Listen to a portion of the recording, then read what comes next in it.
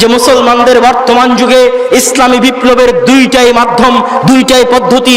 এক আত-তাসফিয়া, দুই আত-তারবিয়া। তাসফিয়া মানে কি? রাসূলের যুগে এবং সাহাবীদের যুগে যে ইসলাম ছিল, বর্তমান সমাজ থেকে বেদাত এবং শিরককে টেনে হিচড়ে ডাস্টবিনে নিক্ষেপ করে ওই ইসলাম বাস্তবায়ন করতে হবে যে ইসলাম রাসূল সাল্লাল্লাহু আলাইহি ওয়াসাল্লাম এবং সাহাবীদের যুগে ছিল। রাসূল এবং সাহাবীদের মৃত্যুর পর ইসলামের মধ্যে যত বিকৃতি হয়েছে, যত বেদাতের প্রবেশ হয়েছে, যত শিরকের প্রবেশ হয়েছে, সকল কিছুকে পদদলিত করতে হবে, তবে ইসলামী বিপ্লব সম্ভব। তো ফিরকায়ে নাজিয়ার বৈশিষ্ট্য হচ্ছে মা আনা আলাইহি ওয়া আসহাবি, আল্লাহ এবং আল্লাহর রাসূল, আল্লাহ রাসূল এবং তার সাহাবীরা যে আদর্শের উপর ছিলেন সেই দিকে ফিরে যেতে হবে। সম্মানিত উপস্থিতি, ফিরকায়ে নাজিয়ার দ্বিতীয় বৈশিষ্ট্য হচ্ছে ফাহমুন নুসুস বিফাহমিস সালাফ, কোরআন এবং হাদিসকে সালাফে সালেহিনের বুঝ অনুযায়ী বুঝতে হবে। আজকের যুগে মানুষ কোরআন এবং হাদিস বুঝতে তিন ভাগে বিভক্ত। আজকের যুগে মানুষ কোরআন এবং হাদিস বুঝতে তিন ভাগে বিভক্ত। একদল মানুষ কোরআন এবং হাদিসকে নির্দিষ্ট ব্যক্তির পৈতৃক সম্পত্তি বানিয়ে দিয়েছে। কোরআন এবং হাদিস, আমি শুধু আবু হানিফা, কারো কথা কারো ফতোয়া আমি গ্রহণ করব না, তথা কোরআন এবং হাদিস নির্দিষ্ট ইমামের পৈতৃক সম্পত্তি। আমি নির্দিষ্ট মাযহাবের অনুসারী, আমার মাযহাবের ইমাম আমার মাযহাবে যা আছে যেভাবে আছে শুধু তাই মানব। এটা হচ্ছে একদল মানুষের কোরআন এবং হাদিস বুঝার পদ্ধতি। দুই, আরেক দল মানুষ কোরআন এবং হাদিস বুঝে নিজ বুঝ অনুযায়ী। আজকে দেখবেন বহু মানুষ এমন আছে, দুইটা বুখারী বাংলা কিনে নিয়েছে, দুইটা মুসলিম বাংলা কিনে নিয়েছে, তারপরে নিজে নিজে হাদিস পড়ে নিজে নিজেই তার ব্যাখ্যা করে নিজে নিজেই ফতোয়া দিয়ে দিচ্ছে, তথা নিজের বুঝ অনুযায়ী কোরআন হাদিস বুঝছে। আর আরেক দল মানুষ যারা ফিরকায়ে নাজিয়ার অন্তর্ভুক্ত, তাদের বৈশিষ্ট্য হচ্ছে তারা সালাফে সালেহিনের বুঝ অনুযায়ী কোরআন এবং হাদিস বুঝতে চায়। সালাফে সালেহিন কারা? রাসূল সাল্লাল্লাহু আলাইহি ওয়াসাল্লাম বলছেন খায়রুন নাসি কারনি, জেনে রাখো সর্বশ্রেষ্ঠ সময়, সর্বশ্রেষ্ঠ যুগ হচ্ছে আমার যুগ। সুম্মাল্লাযীনা ইয়ালুনাহুম সুম্মাল্লাযীনা ইয়ালুনাহুম, তারপরের শ্রেষ্ঠ যুগ হচ্ছে তারপরের শ্রেষ্ঠ যুগ হচ্ছে তারপরে। এই হাদিস প্রমাণ করে যারা আগে চলে গেছেন তারা শ্রেষ্ঠ, তাদের কথা আমাদেরকে গ্রহণ করতে হবে। আল্লাহ সুবহানাহু ওয়া তাআলা সূরা তাওবার 100 নম্বর আয়াতে বলছেন ওয়াসাবিকুনাল আউয়ালুন, যারা আগে চলে গেছে মুহাজির এবং আনসারদের মধ্যে থেকে, ওয়াল্লাযীনা তাবাউহুম বিইহসান, আর পরবর্তীতে যারা এই মুহাজির এবং আনসারদের অনুসরণ করবে তাদের উপর আল্লাহ সুবহানাহু ওয়া তাআলা সন্তুষ্ট। এই আয়াতগুলো প্রমাণ করে, এই হাদিসগুলো প্রমাণ করে যে যারা আগে চলে গেছেন, সালাফ শব্দের অর্থ হচ্ছে যিনি আগে চলে গেছেন। সালাফে সালেহিন হচ্ছে ওই সমস্ত আইম্মায়ে কেরাম যারা আগে চলে গেছেন, তাদের বুঝ অনুযায়ী আমরা কোরআন বুঝ হাদিস বুঝবো। এই জন্য ইমাম আউজাঈ রাহিমাহুল্লাহ বলছেন আলাইকা বিআথারিস সালাফ ওয়া ইন রাফাযাকান নাস। ইমাম আউজাঈ বলছেন তুমি সালাফদের কথাকে অনুসরণ করো যদিও মানুষ তোমাকে পরিত্যাগ করে। হাফিজ ইবনে হাজার আসকালানী বলছেন আস-সাঈদু মান তামাসসাকা বিকাউলি সালাফ, ওই ব্যক্তি সৌভাগ্যবান যে সালাফদের কথাকে অনুসরণ করে। এই সালাফ থেকেই কিন্তু জামিয়া সালাফিয়ার নাম জামিয়া সালাফিয়া, তথা সালাফিদের বিশ্ববিদ্যালয়। ওই সালাফি যারা কোরআন এবং হাদিস নিজের বুঝ অনুযায়ী বুঝে না, যারা কোরআন এবং হাদিস কোনো ব্যক্তির পৈতৃক সম্পত্তিও মনে করে না, যারা কোরআন এবং হাদিস সালাফি সালেহিনের বুঝ অনুযায়ী বুঝে। আমার বক্তব্য আমি শেষের দিকে নিয়ে যাব। শ্রদ্ধেয় স্যার ডক্টর মুসলিহুদ্দিন হাফিজাহুল্লাহ উপস্থিত হয়ে গেছেন। আমার বক্তব্যের যারা মানহাজুস সালাফ ফিদ দাওয়াহ এর 3 থেকে 4টি পয়েন্ট উল্লেখ করে আমি কথা শেষ করব। 1 নম্বর পয়েন্ট আদ-দাওয়া ইলাল্লাহ। সালাফদের দাওয়াতে পদ্ধতির 1 নম্বর মানহাজ হচ্ছে দাওয়াত হবে আল্লাহর দিকে। দাওয়াত কোনো নির্দিষ্ট দলের জন্য নয়, দাওয়াত রাষ্ট্র ক্ষমতা দখলের জন্য নয়, দাওয়াত কোনো নির্দিষ্ট সংগঠনের জন্য নয়, দাওয়াত কোনো ব্যক্তির জন্য নয়, দাওয়াত কোনো প্রতিষ্ঠানের জন্য নয় যে আসো আমার দলে অন্তর্ভুক্ত হও, আমার সংগঠনে আসো, এই রকম দাওয়াত নয়। দাওয়াত হবে ইলাল্লাহ, আল্লাহ সুবহানাহু ওয়া তাআলার জন্য। আল্লাহ সুবহানাহু ওয়া তাআলা পবিত্র কোরআন মাজিদে বলছেন ওয়ালাকাদ বাআসনা ফি কুল্লি উম্মাতিন রাসূলান আন ইবুদুল্লাহ ওয়াজতানিবুত তাগুত, আমরা প্রত্যেক উম্মতের নিকটে একজন রাসূল প্রেরণ করেছি শুধু এই দাওয়াত দেওয়ার জন্য যে আল্লাহর তাওহীদ প্রতিষ্ঠা করো, আল্লাহর একাত্মবাদকে প্রতিষ্ঠা করো। আল্লাহ সুবহানাহু ওয়া তাআলা বলেন ওয়া মা আরসালনা মিন ক্বাবলিকা মির রাসূলিন, আমি আপনার পূর্বে প্রত্যেক যত রাসূলকে প্রেরণ করেছি সকল রাসূলের নিকটে একই ওহী পাঠিয়েছিলাম যে আন্নী লা ইলাহা ইল্লাল্লাহ, আমি আল্লাহ ব্যতীত কোনো মাবুদ নাই। এই দাওয়াতই হচ্ছে লোকদেরকে দিতে হবে। এটা হচ্ছে 1 নম্বর বৈশিষ্ট্য। 2 নম্বর বৈশিষ্ট্য আদ-দাওয়া লিল্লাহ, দাওয়াত হবে শুধু আল্লাহর সন্তুষ্টির জন্য। আবু হুরায়রা রাদিয়াল্লাহু তাআলা আনহু থেকে বর্ণিত, তিনি বলেন রাসূল সাল্লাল্লাহু আলাইহি ওয়াসাল্লাম বলছেন, ইন্না আউওয়ালান নাস ইউকদা ইয়াউমাল কিয়ামা সালাস, কিয়ামতের দিন প্রথম তিনজনের বিচার করা হবে। একজন হচ্ছে ওই ব্যক্তি যে আল্লাহর রাস্তায় তার জীবন দিয়ে দিয়েছে, আপনি এখানে 2 দিন সময় দিয়েছেন, 10 টাকা দিয়েছেন। আরেকজন ব্যক্তি জীবন আল্লাহর রাস্তায় দিয়ে দিয়েছে, তাকে কিয়ামতের মাঠে আনা হবে। ফারাফা নিআমাহু ফারাফা, তাকে তার নিয়ামতের কথা বলা হবে, সে নিয়ামত স্বীকার করবে। তাকে বলা হবে মা আমিলতা ফি, এই নিয়ামতের বদৌলতে তুমি কি করেছো? সে বলবে কাতালতু ফি সাবিলিক, হে আল্লাহ আমি আপনার রাস্তায় যুদ্ধ করেছি অস্ত্রসিদ্ধ, এবং আপনার রাস্তায় যুদ্ধ করতে করতে আমি মৃত্যুবরণ করেছি, আমার জীবনটাও পর্যন্ত আপনার রাস্তায় দিয়ে দিয়েছি। আল্লাহ বলবেন কাযাবতা, তুমি মিথ্যা বলছো, তুমি এই জন্য যুদ্ধ করেছো কালা ইউকালা জারি, যাতে তোমাকে বীর মুক্তিযোদ্ধা বলা হয়, যাতে তোমাকে সাহসী বলা হয়, যাতে তোমাকে মুজাহিদ বলা হয়, এই জন্য তুমি যুদ্ধ করেছো। তারপরে আল্লাহ সুবহানাহু ওয়া তাআলা অর্ডার দিবেন ফাউমিরা ফাসহিবা বিহা আলা ওয়াজহি ফিন নার, তাকে নাকের মুখে উল্টো করে ছেঁচড়াতে ছেঁচড়াতে জাহান্নামে নিক্ষেপ করা হবে। জাহান্নামে কাকে নিক্ষেপ করা হচ্ছে? শহীদকে। স্মরণ রাখবেন, দ্বিতীয় শ্রেণীর ব্যক্তি হচ্ছে আলেম, তাআল্লামাল কোরআন ওয়া আল্লামাহু, কোরআন শিখেছে, কোরআন শিখিয়েছে। আল্লাহ তাকে নিয়ামতের কথা পেশ করবেন, ফাআরাফাহু, সে নিয়ামত স্বীকার করে নেবে। তখন আল্লাহ বলবেন মাযা আমিলতা ফি, এই নিয়ামতের বদৌলতে তুমি কি করেছো? সে বলবে তাআল্লামতুল কোরআন ওয়া আল্লামতু, হে আল্লাহ আপনি আমাকে যে নিয়ামত দিয়েছিলেন, এই নিয়ামত দিয়ে আমি কোরআন শিখেছি এবং কোরআন শিখিয়েছি, কোরআন এবং হাদিস পড়েছি এবং মানুষকে পড়িয়েছি। তখন আল্লাহ সুবহানাহু ওয়া তাআলা বলেন কাযাবতা, তুমি মিথ্যা বলছো, তুমি এই জন্য কোরআন পড়েছো যেন তোমাকে আলেম বলা হয়, যেন তোমাকে কারি বলা হয়। ফাউমিরা বিহি ফাসহিবা আলা ওয়াজহি ফিন নার, তখন নির্দেশ দেওয়া হবে তাকে নাকের ভরে ছেঁচড়াতে ছেঁচড়াতে জাহান্নামে নিক্ষেপ করা হবে। এরপরে তৃতীয় ব্যক্তি উপস্থিত করা হবে, দানশীল দানবীর, তাকে বলা হবে আল্লাহ সুবহানাহু ওয়া তাআলা তোমাকে অনেক মাল দিয়েছিলেন, ফাআরাফা, সে তার নিয়ামতের স্বীকার করবে। তাকে বলা হবে মাযা আমিলতা ফি, এই টাকা দিয়ে, এই ধন দৌলত দিয়ে তুমি কি করেছো? সে বলবে হে আল্লাহ মা তারাকতু সাবিলান, এমন কোন রাস্তা আমি ছাড়িনি যেই রাস্তায় একটা টাকা দান করলে আপনি খুশি হবেন, সেই রাস্তায় আমি টাকা দান করেছি। এমন কোন রাস্তা ছাড়িনি যে রাস্তায় একটা টাকা দান করলে আপনি খুশি হবেন, সেই রাস্তায় আমি টাকা দান করেছি। আল্লাহ বলবেন কাযাবতা, তুমি মিথ্যা বলছো, তুমি এই জন্য দান করেছো যেন তোমাকে দানবীর বলা হয়, জাওয়াত বলা হয়, দানশীল বলা হয়। তাকে নির্দেশ দেওয়া হবে জাহান্নামে তাকে নাকের ভরে ছেঁচড়াতে ছেঁচড়াতে নিক্ষেপ করা হবে। সম্মানিত উপস্থিতি, কোনো সুদখোরকে জাহান্নামে নিক্ষেপ করা হচ্ছে না, কোনো ঘুষখোরকে জাহান্নামে নিক্ষেপ করা হচ্ছে না, কোনো জেনাকার ব্যক্তিকে জাহান্নামে নিক্ষেপ করা হচ্ছে না, কোনো চোরকে জাহান্নামে নিক্ষেপ করা হচ্ছে না। জাহান্নামে নিক্ষেপ করা হচ্ছে শহীদকে, যে তার জীবন আল্লাহর রাস্তায় দিয়ে দিয়েছে। জাহান্নামে নিক্ষেপ করা হচ্ছে আলেমকে, যে তার পুরো জীবনটা কোরআন এবং হাদিস পড়তে ব্যয় করেছে। জাহান্নামে নিক্ষেপ করা হচ্ছে দানবীরকে, যে লক্ষ লক্ষ কোটি কোটি টাকা আল্লাহর রাস্তায় ব্যয় করেছে। কেন? ইখলাস ছিল না তাই, আল্লাহর সন্তুষ্টি ছিল না তাই। এই একটি হাদিসই এটার জন্য যথেষ্ট যে দাওয়াত হতে হবে লিল্লাহ, শুধুমাত্র আল্লাহর সন্তুষ্টির জন্য। যখন দাওয়াত হবে আল্লাহর সন্তুষ্টির জন্য, তখন যত বাধাই আসুক না কেন, কোনো বাধাই আপনার সামনে বাধা বলে মনে হবে না। জেল হোক, জুলুম হোক, ফাঁসি হোক, যখন দাওয়াত হবে আল্লাহর সন্তুষ্টির জন্য, তখন কিছুই আপনার কাছে কিছুই মনে হবে না, পানি মনে হবে। এই ঝড় বৃষ্টি যা কিছুই আসুক না কেন, সব কিছুকে উপেক্ষা করে আপনি থাকতে পারবেন যদি আপনার দাওয়াত হয় একমাত্র আল্লাহ সুবহানাহু ওয়া তাআলার সন্তুষ্টির জন্য। সম্মানিত উপস্থিতি, মানহাজ সালাফি সালেহিনের দাওয়াতি মানহাজের 3 নম্বর পয়েন্ট আল ইলমু ক্বাবলা আল কওলি ওয়াল আমালি। দাওয়াত দিতে হলে আগে জ্ঞান হাসিল করতে হবে, জ্ঞান হাসিল করার পর দাওয়াত দিতে হবে। রাসূল সাল্লাল্লাহু আলাইহি ওয়াসাল্লাম বলেছেন আল উলামা ওয়ারাসাতুল আমবিয়া লা ইওয়ারিসুনা দিনারান ওয়ালা দিরহামান বাল ইওয়ারিসুনা ইলমান। জেনে রাখো, আলেমগণ হচ্ছে রাসূল সাল্লাল্লাহু আলাইহি ওয়াসাল্লামের উত্তরসূরি। আর আল্লাহর রাসূল টাকা পয়সা রেখে যায়নি, দিনার দিরহাম রেখে যায়নি, কি রেখে গেছেন? ইলম রেখে গেছেন। সেই ইলমের উত্তরসূরি হচ্ছে আলেমরা। এই জন্য আমি বলি আলেমগণ হচ্ছেন রাসূল ও রাসূলিল্লাহ, আল্লাহর রাসূলের রাসূল, আল্লাহর বার্তাবাহকের বার্তাবাহক। যেহেতু আল্লাহর রাসূলের পরে আর কোনো নবী আসবে না, আল্লাহর রাসূলের পরে আর কোনো রাসূল আসবে না, সেহেতু কিয়ামত পর্যন্ত রাসূলের স্থলাভিষিক্ত হয়ে দাওয়াতি কাজ আঞ্জাম দেওয়ার দায়িত্ব হচ্ছে আলেমদের। আর জ্ঞান ব্যতীত দাওয়াতি কাজ করা যাবে না। ইমাম বুখারী রাহিমাহুল্লাহ বলছেন আল ইলমু ক্বাবলা আল কওলি ওয়াল আমালি। দাওয়াতি কাজ করার আগে, কথা এবং কাজের আগে তোমাদেরকে জ্ঞান হাসিল করতে হবে। আজকে আমরা দেখি জ্ঞান হাসিল ছাড়াই দাওয়াতি কাজের কত ক্ষতি। তাবলীগ জামাতের দিকে দেখুন, জাহেল মানুষ দিয়ে দাওয়াতি কাজ করার জন্য আজকে তারা দাড়ি টুপি মাথায় দিয়ে পরস্পরে ঝগড়া করতেছে, গন্ডগোল করতেছে। এদেশে যত অধিকাংশ সংগঠন, অধিকাংশ দলের অধিকাংশ ক্ষেত্রে জাহেল মানুষকে দিয়ে দাওয়াতি কাজ করা হয়। আলেম লাগবে দাওয়াতি কাজ করার জন্য।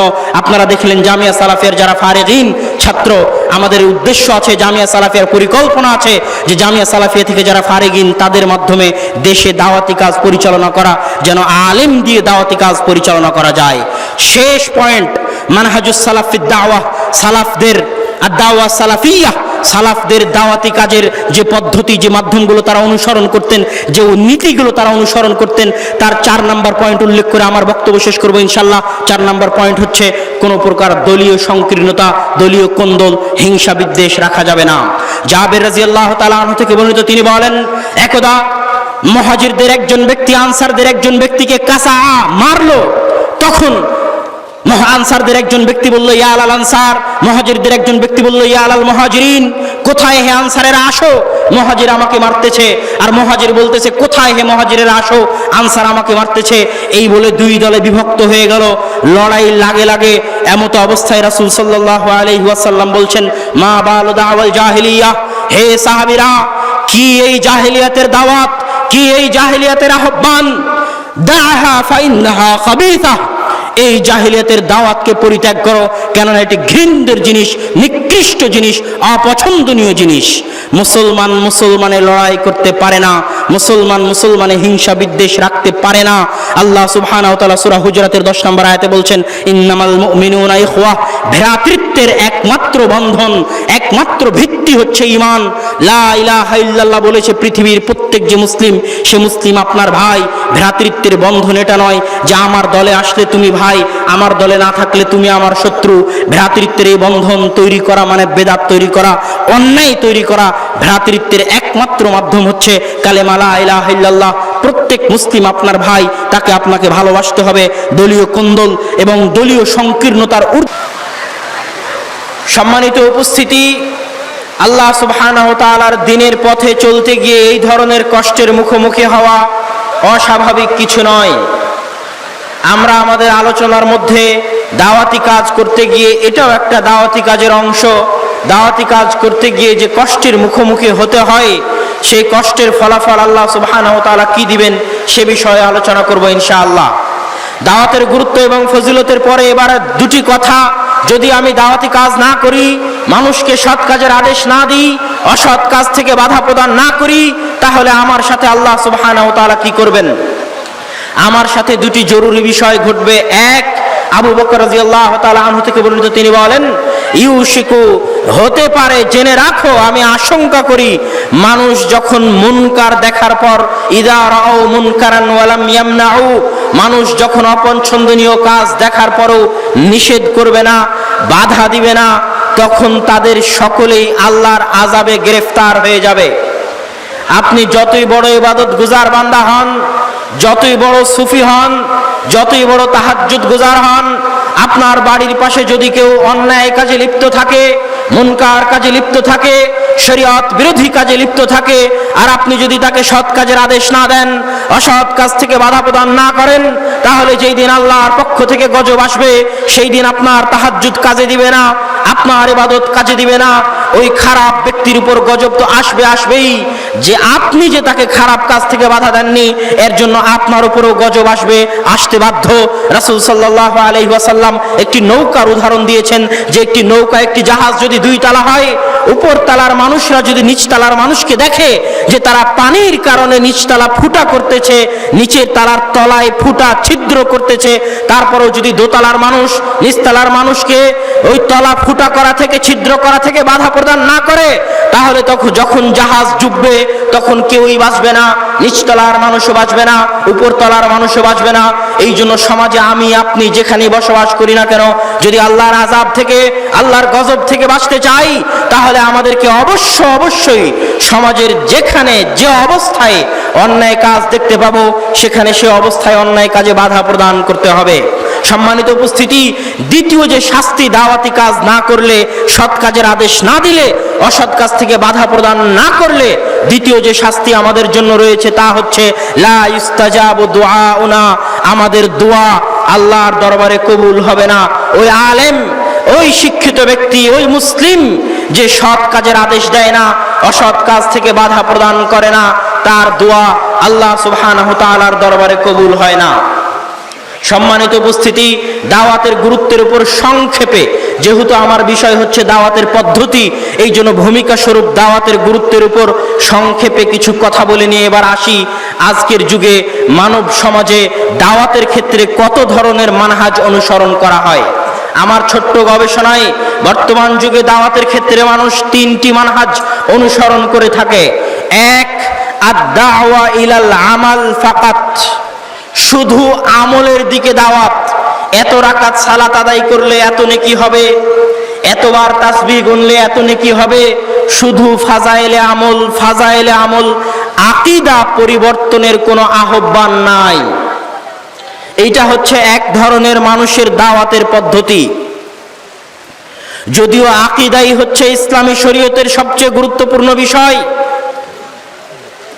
মানুষ যা চিন্তা ভাবনা করে, মানুষ যে বিশ্বাস পোষণ করে, তার উপরেই মানুষ চলে। আপনি জানেন কিনা জানি না, এর আগেও কয়েক খুতবায় আমি বলেছি, বক্তব্যে বলেছি, আজকের যুগের ইহুদি খ্রিস্টানেরা যত কোটি টাকা, যত লক্ষ টাকা, যত পরিশ্রম অস্ত্র তৈরি করতে ব্যয় না করে, যত কোটি টাকা আপনি ধরে নেন আফগানিস্তানে যত কোটি টাকা তারা মানুষের উপর বম মারতে ব্যয় না করেছে, তার চেয়ে বেশি টাকা তারা পরিশ্রম তারা আফগানিস্তানের মা এবং বোনদেরকে, আফগানিস্তানের মুসলমানদের আকীদা, চিন্তা চেতনা পরিবর্তন করার জন্য ব্যয় করেছে।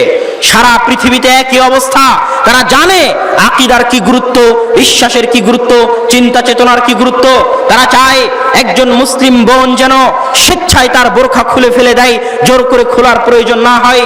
একজন মুসলিম তরুণ যেন স্মার্ট হওয়ার জন্য স্বেচ্ছায় তার মুখের দাড়ি কেটে চেঁচে সাফা করে আল্লাহর রাসূলের এই সুন্নাতকে পদদলিত করে অপমানিত করে, যেন জোর করে মুসলমানের দাড়ি কাটা না লাগে। এই জন্য মাথায় ঢুকিয়ে দেওয়া হয়েছে যে এটা স্মার্টনেস। এইভাবে তারা চেষ্টা করে মানুষের চিন্তাকে পরিবর্তন করার জন্য, মানুষের আকীদাকে পরিবর্তন করার জন্য। আর আমাদের সমাজে একদল মানুষ আছে যারা আকীদাকে গুরুত্ব দেয় না, শুধুই আমল। ওই আমল কোনো কাজে দিবে না যে আমলের সাথে সঠিক আকীদা নাই। সম্মানিত উপস্থিতি, দ্বিতীয় পর্যায়ের যারা দাওয়াতি কাজে ব্যস্ত, যারা দাওয়াতি কাজ করে, তাদের আমি তিনটি দলের নাম বলবো। তাদের সকলের একটাই উদ্দেশ্য, যত দাওয়াতি কাজ করুক না কেন, একটাই উদ্দেশ্য, সেটা হচ্ছে ক্ষমতায় যাওয়া, রাষ্ট্র ক্ষমতা দখল করা, দেশের সরকার হওয়া, রাষ্ট্রপ্রধান হওয়া। এই উদ্দেশ্য নিয়ে তিন ধরনের মানুষ দাওয়াতি কাজ করে।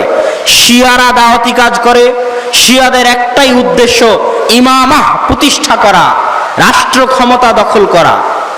যারা ইখওয়ানুল মুসলিমিন এবং তাদের সমমনা বাংলাদেশে যারা তথাকথিত ইসলামী রাজনীতি করে, তাদেরও একটাই লক্ষ্য, যে কোনো উপায়ে ক্ষমতা দখল করতে হবে। তিন, যারা খারিজি জঙ্গি, তাদেরও একটাই উদ্দেশ্য, যে কোনো উপায়ে ক্ষমতা দখল করতে হবে। এই তিন ধরনের মানুষের সকল দাওয়াতি কার্যক্রমের একটাই লক্ষ্য এবং উদ্দেশ্য, ক্ষমতা দখল করতে হবে।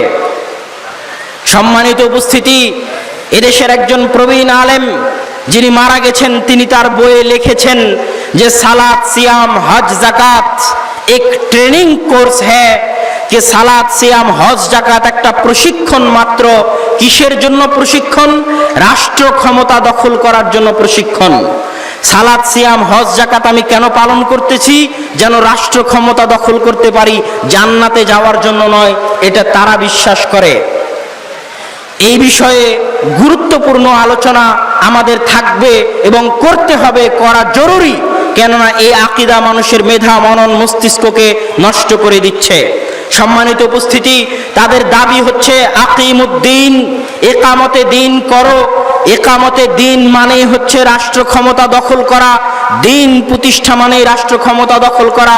এটা তারা বিশ্বাস করে এবং মানে। আমি তাদের উত্তরে, তাদের জবাবে বলতে চাই, আল্লাহ সুবহানাহু ওয়া তাআলা পবিত্র কোরআন মাজিদে বহু জায়গায় বলেছেন, আকিমুস সালাহ, তোমরা সালাত প্রতিষ্ঠা করো। সালাত প্রতিষ্ঠা করা মানে কি 10 জন 15 জন সমাজের মানুষকে মেরে পিটে মসজিদে নিয়ে গিয়ে 5 ওয়াক্ত সালাতে হাজির করানো? এইটা কি সালাত প্রতিষ্ঠা করা?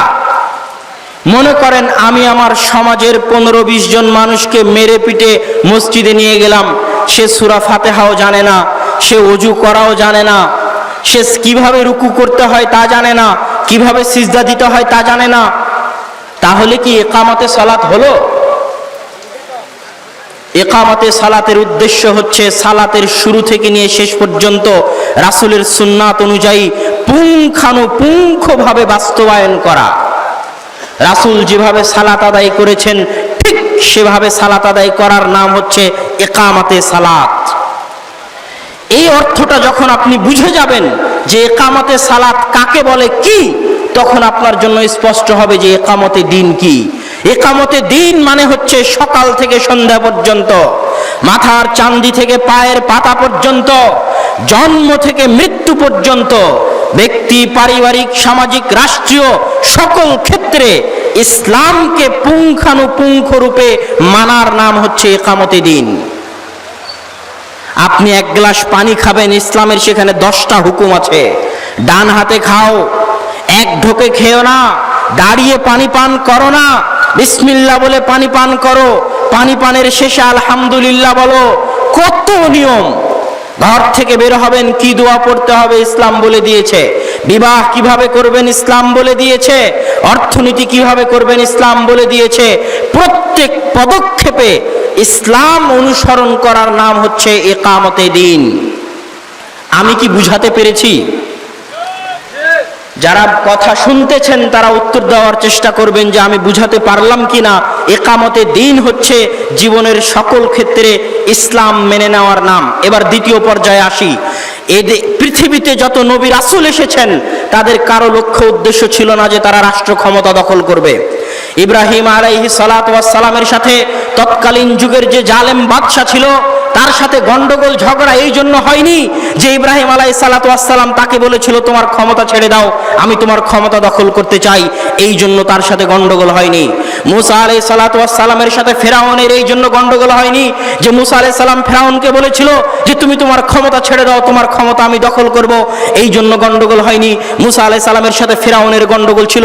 মুসা বলছিলেন লা ইলাহা ইল্লাল্লাহ, আর ফেরাউন বলছিল আমি প্রতিপালক। মুসা আলাইহিস সালাম ফেরাউনকে সংশোধন করার চেষ্টা করছিলেন, ক্ষমতা দখলের নয়।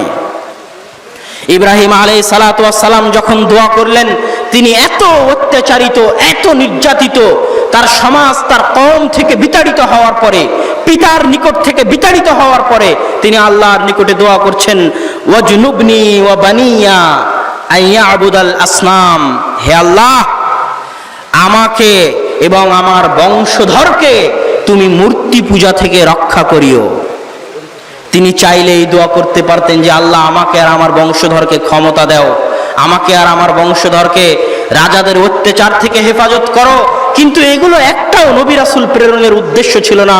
তাদের একটাই উদ্দেশ্য হচ্ছে লা ইলাহা ইল্লাল্লাহ, আল্লাহ সুবহানাহু ওয়া তাআলার একত্ব, তাওহীদকে প্রতিষ্ঠা করা।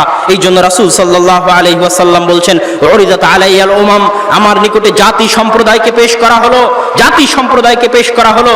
ফারাআইতু, আমি দেখলাম, আন-নাবিয়্যু মাআহু রাহাত, একজন নবী যার সাথে মাত্র একদল মানুষ আছে। তারপরে একজন নবীকে দেখলাম মাআহু রাজুলান, যার সাথে মাত্র 2 জন মানুষ আছে। তারপরে একজন নবীকে দেখলাম মাআহু রাজুল, যার সাথে মাত্র একজন মানুষ আছে। তারপরে একজন নবীকে দেখলাম তার সাথে কেউই নাই, লাইসা মাআহু আহাদ, নবী একাই, তার সাথে কেউ নাই। তার মানে নবী রাসূলদের দাওয়াতি কাজের সফলতা এটা নয় যে তারা রাষ্ট্র ক্ষমতা দখল করবে। নূহ আলাইহিস সালাতু ওয়াস সালাম 900 বছর দাওয়াত দিয়ে মাত্র 40 জন মানুষকে হেদায়েত করেছিলেন, রাষ্ট্র ক্ষমতা দখল করতে পারেননি। একদিন নয়, 2 দিন নয়, কল্পনা করুন 60 বছর। আমার এবং আপনার জীবন 60 বছর, রাসূল সাল্লাল্লাহু আলাইহি ওয়াসাল্লাম চলে গেছেন 1400 বছর, আর নূহ আলাইহিস সালাম দাওয়াতি কাজ করেছেন 900 বছর। 900 বছর দাওয়াতি কাজ করার পর মাত্র 40 জন মানুষ হেদায়েত হয়েছে। তথা তাদের কারো উদ্দেশ্য রাষ্ট্র ক্ষমতা ছিল না, তাদের একটাই উদ্দেশ্য ছিল, তাদের একটাই উদ্দেশ্য ছিল মানুষকে জাহান্নামের আগুন থেকে মুক্ত করে জান্নাতের রাস্তা দেখানো। এই জন্য মুস্তাদরাকে হাকিমের একটা হাদিস মনোযোগ দিয়ে শুনুন। রাসূল সাল্লাল্লাহু আলাইহি ওয়াসাল্লাম একদিন ইয়াসেরের পরিবারের পাশ দিয়ে অতিক্রম করতেছেন। ইয়াসেরের পরিবারকে চিনেন? ইসলামের প্রথম মহিলা শহীদ সুমাইয়া রাদিয়াল্লাহু তাআলা আনহা, তার পরিবার হচ্ছে ইয়াসেরের পরিবার। সেই পরিবারের উপর আবু জেহেল তপ্ত মরুভূমির উপর, সেই পরিবারের উপর অত্যাচার চালাচ্ছে তপ্ত মরুভূমিতে। এমত অবস্থায় অসহায়ভাবে রাসূল সাল্লাল্লাহু আলাইহি ওয়াসাল্লাম আলে ইয়াসের, ইয়াসেরের পরিবারের পাশ দিয়ে অতিক্রম করতেছেন। অতিক্রম করতে গিয়ে তিনি ইয়াসেরের পরিবারকে বলছেন সাবরান ইয়া আলা ইয়াসের ইন্না মাওইদাকুমুল জান্নাহ, হে ইয়াসেরের পরিবার, আমি মুহাম্মদ তোমাদেরকে যে দ্বীনের দাওয়াত দিয়েছি, যে ইসলামের দাওয়াত দিয়েছি, এই দাওয়াতের বিনিময়ে আজকে তোমরা যে কষ্ট সহ্য করতেছ, এই তপ্ত মরুভূমিতে তোমাদের উপর যে অত্যাচার করা হচ্ছে, অত্যাচার করে করে আম্মারের মা সুমাইয়াকে যে হত্যা করা হয়েছে, ইয়াসিরের উপর যে অত্যাচার করা হচ্ছে, আম্মারের উপর যে অত্যাচার করা হচ্ছে, এই অত্যাচারের বদলায় আমি মুহাম্মদ তোমাদেরকে রাজত্ব দিতে পারবো না। এই অত্যাচারের বদলায় আমি মুহাম্মদ তোমাদেরকে টাকা পয়সা দিতে পারবো না। এই অত্যাচারের বদলায় আমি মুহাম্মদ তোমাদেরকে নারী, বাড়ি, গাড়ি দিতে পারবো না। তবে একটা জিনিস জেনে রাখো, তোমরা ধৈর্য ধারণ করো, আমি মুহাম্মদ কিয়ামতের মাঠে ইন্নামা উরিদাকুমুল জান্নাহ, তোমাদেরকে জান্নাত নিয়ে দিব। সুতরাং যত নবী রাসূল পৃথিবীতে এসেছেন, তাদের দাওয়াতি কাজের একটাই উদ্দেশ্য ছিল মানুষকে জাহান্নামের রাস্তা থেকে মুক্ত করে জান্নাতের রাস্তা দেখানো, জান্নাতের পথ দেখানো। সম্মানিত উপস্থিতি, এবার তৃতীয় পর্যায়ের আলোচনা। যারা খারেজি, তারা মনে করে তাদের একটাই দাওয়াতি কাজ, যে কোনো মূল্যে যে রাষ্ট্র ক্ষমতায় আছে তাকে অস্ত্র বিপ্লবের মাধ্যমে উৎখাত করতে হবে, উচ্ছেদ করতে হবে। কেন? মুসলিম রাষ্ট্রকে তারা কাফের রাষ্ট্র মনে করে, আর কবিরা গুনাহগার মুসলমানকে তারা কাফের মনে করে। তাদের উদ্দেশ্যে বলতে চাই, আল্লাহ সুবহানাহু ওয়া তাআলা পবিত্র কোরআন মাজিদে সূরা বাকারার 178 নম্বর আয়াতে বলছেন, ইয়া আইয়ুহাল্লাযীনা আমানু কুতিবা আলাইকুমুল কিসাস, ও হে ঈমানদারগণ, তোমাদের উপর কিসাসকে ফরজ করা হয়েছে। কিসাস মানে কেউ যদি কাউকে হত্যা করে তাহলে তাকেও হত্যা করে দেওয়া হবে। তাহলে যে হত্যাকারী তাকে আল্লাহ মুমিন বলে সম্বোধন করছে। হে মুমিন, তোমাদের উপর কিসাস ফরজ করা হয়েছে। তোমাদের মধ্যে কেউ যদি কাউকে হত্যা করে তাহলে ওই মুমিনের উপর কিসাস কায়েম করা হবে। হত্যাকারীকে আল্লাহ মুমিন বলে সম্বোধন করছেন। আর এক আয়াতে আল্লাহ সুবহানাহু ওয়া তাআলা বলেন, সূরা তাহরিমের 4 নম্বর আয়াত, আল্লাহ সুবহানাহু ওয়া তাআলা বলেন, ইয়া আইয়ুহাল্লাযীনা আমানু তুবু ইলাল্লাহি তাওবাতান নাসুহা, ও হে ঈমানদারগণ, তোমরা আল্লাহর নিকটে তওবা করো। পাপ না করলে তওবা কিসের? পাপ করলেই তওবা। আর আল্লাহ সুবহানাহু ওয়া তাআলা পাপী মুমিনদেরকে বলতেছেন তোমরা তওবা করো, আর তাদেরকে মুমিন বলে সম্বোধন করতেছেন, যা প্রমাণ বহন করে যে কবিরা গুনাহগার ব্যক্তি মুসলিম, ফাসিক মুসলিম, সে কাফের বলে গণ্য হবে না। আমি সংক্ষিপ্তভাবে তাদের রদ করতেছি, বেশি দীর্ঘ আলোচনায় যাচ্ছি না।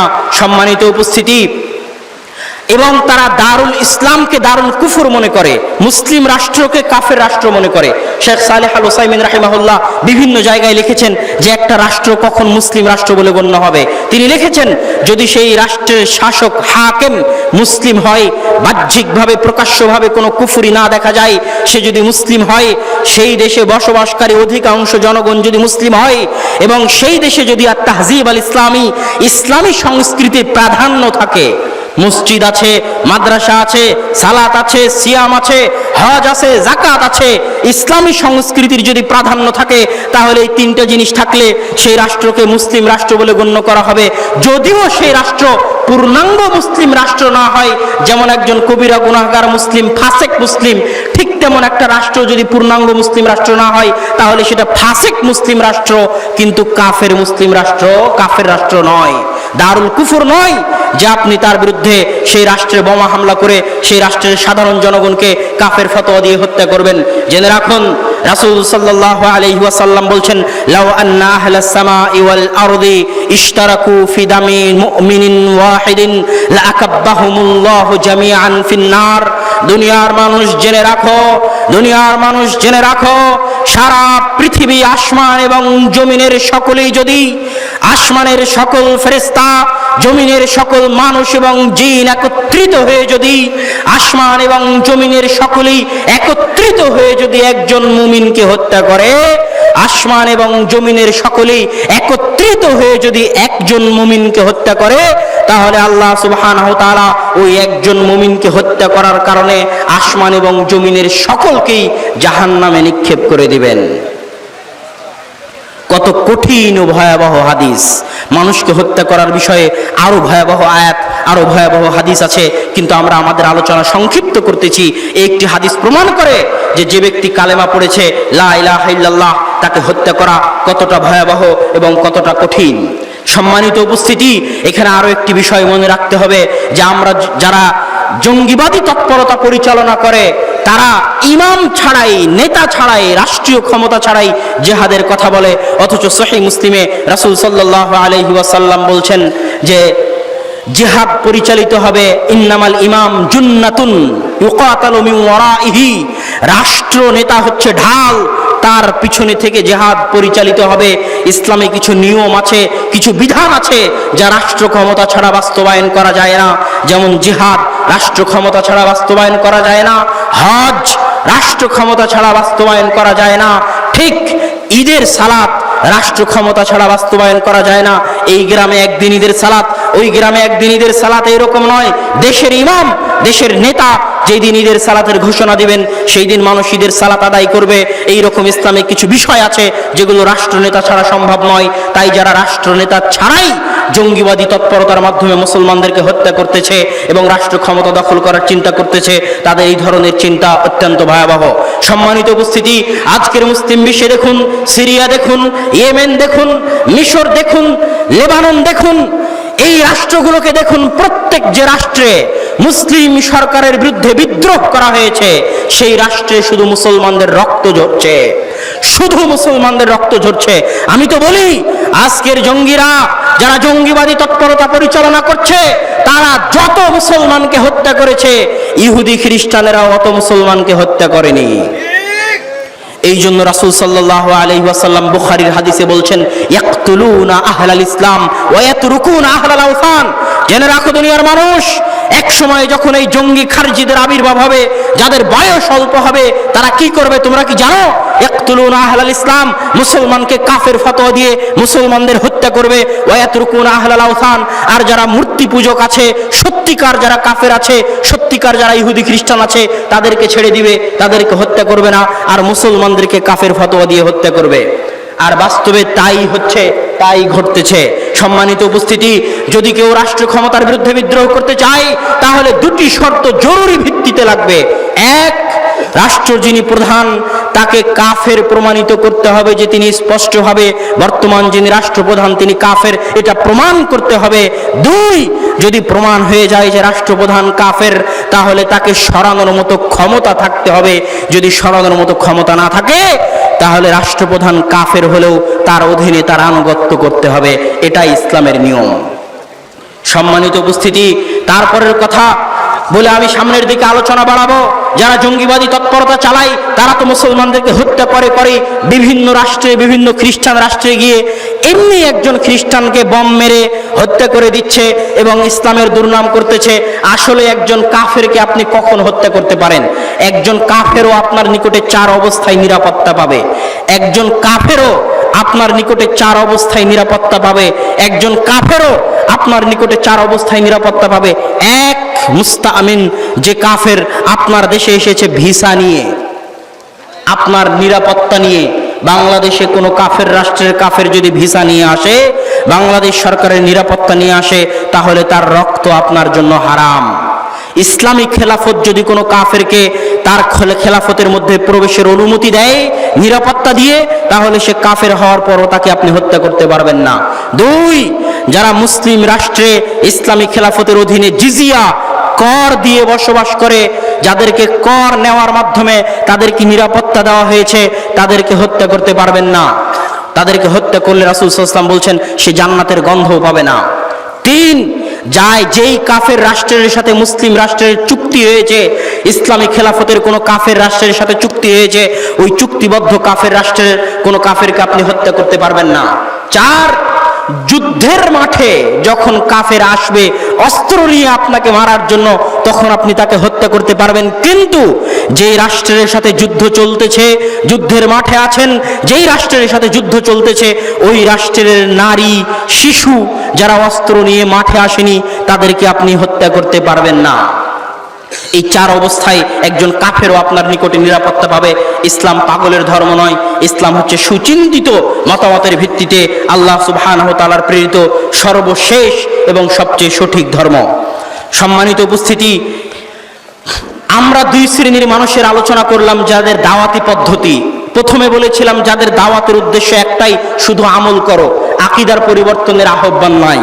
দুই, তাদের কথা বলেছিলাম যারা তিন শ্রেণীর মানুষ, যারা খারিজি, যারা শিয়া আল ইখওয়ানুল মুসলিমিন এবং তাদের মতাদর্শে বিশ্বাসী, এদেশে যারা তথাকথিত ইসলামের রাজনীতি করে, তাদের একটাই উদ্দেশ্য যে রাষ্ট্র ক্ষমতা দখল করতে হবে, রাষ্ট্র ক্ষমতার মালিক হতে হবে, এটাই তাদের উদ্দেশ্য। তৃতীয় পন্থী যাদেরকে আমরা সালাফি বলে থাকি, তাদের যে দাওয়াতি মানহাজ, এই দাওয়াতি মানহাজ কি? এই দাওয়াতি মানহাজের উপর সংক্ষিপ্ত কথা বলে বক্তব্য ইতি টানবো ইনশাআল্লাহুল আজিজ। সালাফিদের দাওয়াতি মানহাজের কথা বলার শুরুতে বলতে চাই যে রাসূল সাল্লাল্লাহু আলাইহি ওয়াসাল্লাম হাদিসে বলেছেন, লা তাযালু তাইফাতুম মিন উম্মতি যাহিরিনা আলাল হক লা ইয়াদুররুহুম মান খাযালাহুম। জেনে রাখো, আমার উম্মতের মধ্যে একদল মানুষ চিরদিন হকের উপর টিকে থাকবে, তারা কিয়ামত পর্যন্ত হকের উপর টিকে থাকবে। কেউ যদি তাদের ক্ষতি করতে চায়, বিন্দু মাত্র ক্ষতি করতে পারবে না। এই যে দলের কথা, এই যে সম্প্রদায়ের কথা, এই যে জামাতের কথা রাসূল সাল্লাল্লাহু আলাইহি ওয়াসাল্লাম বললেন, যারা কিয়ামত পর্যন্ত হকের উপর টিকে থাকবে, তাদের কি বলা হয়? ফিরকায়ে নাজিয়া, তাদের কি বলা হয়? তায়েফা মানসুরা, তাদের কি বলা হয়? গোরাবা। রাসূল সাল্লাল্লাহু আলাইহি ওয়াসাল্লাম এক হাদিসে বলেছেন যে বাদা আল ইসলাম গরিবান, ইসলাম গরিব অবস্থায় শুরু হয়েছে, অপরিচিত অল্প সংখ্যক মানুষ দিয়ে শুরু হয়েছে। ওয়াসায়াউদু কামা বাদা, যেমন অল্প সংখ্যক মানুষ দিয়ে শুরু হয়েছিল, তেমন অল্প সংখ্যক মানুষের নিকটে ফিরে আসবে। ফাতুবা লিল গোরাবা, আর এই অল্প সংখ্যক মানুষদের জন্য রয়েছে সুসংবাদ। তাই এই ফিরকায়ে নাজিয়া বলেন, তায়েফা মানসুরা বলেন আর গোরাবা বলেন, সকলেই একটি জামাত, একটি দলের নাম, যাদেরকে আমরা আহলুস সুন্নাত ওয়াল জামাত বলি, যাদেরকে আমরা আহলুল হাদিস বলি, যাদেরকে আমরা আসহাবুল হাদিস বলি, তাদেরকে উদ্দেশ্য করে, এবং যাদেরকে আমরা সালাফিও বলি। এই ফিরকায়ে নাজিয়ার কারা অন্তর্ভুক্ত হবে? কেননা এই ফিরকায়ে নাজিয়ার মানহাজ আমরা আলোচনা করব, দাওয়াতি কাজে তাদের মানহাজ কি। এই ফিরকায়ে নাজিয়ার কারা অন্তর্ভুক্ত হবে এই বিষয়ে বলতে গিয়ে বলতে চাই, ফিরকায়ে নাজিয়া কোন নির্দিষ্ট সময়, কোন নির্দিষ্ট স্থান, কোন নির্দিষ্ট সংগঠন, কোন নির্দিষ্ট দল, কোন নির্দিষ্ট ব্যক্তি, কোন নির্দিষ্ট প্রতিষ্ঠানের সাথে খাস নয়। ফিরকায়ে নাজিয়া বাংলাদেশের সাথে খাস নয়, ফিরকায়ে নাজিয়া ভারতের সাথে খাস নয়, ফিরকায়ে নাজিয়া এরকম নয় যে রাসূলের যুগে ছিল আজ আর থাকবে না, কোন নির্দিষ্ট যুগের সাথেও খাস নয়। আবার ফিরকায়ে নাজিয়া কোন দলের পৈতৃক সম্পত্তিও নয়, যে ব্যক্তি শুধু ওই দলের ফরম পূরণ করে ওই দলের সদস্য হলে, ওই দলের ভিতরে ঢুকলে সেই তবে ফিরকায়ে নাজিয়ার অন্তর্ভুক্ত হবে, এইরকম কিছু ফিরকায়ে নাজিয়া নয়। ফিরকায়ে নাজিয়া কারো পৈতৃক সম্পত্তি নয়। ফিরকায়ে নাজিয়া একটি বৈশিষ্ট্যের নাম, একটি পথের নাম। ওই বৈশিষ্ট্য যাদের মধ্যে পাওয়া যাবে, যারা ওই পথে আছে, যে কালেই থাকুক, যেই জায়গাতেই থাকুক, যে সময়েই থাকুক, যে প্রতিষ্ঠানেই থাকুক, যে দলেই থাকুক, আর জঙ্গলেই থাকুক, তারা সকলেই ওই ফিরকায়ে নাজিয়ার অন্তর্ভুক্ত বলে গণ্য হবে। ফিরকায়ে নাজিয়ার পরিচয় যখন রাসূল সাল্লাল্লাহু আলাইহি ওয়াসাল্লামকে জিজ্ঞেস করা হয়েছিল, তখন তিনি বলেছিলেন, মা আনা আলাইহি ওয়া আসহাবি। ফিরকায়ে নাজিয়ার বৈশিষ্ট্য হচ্ছে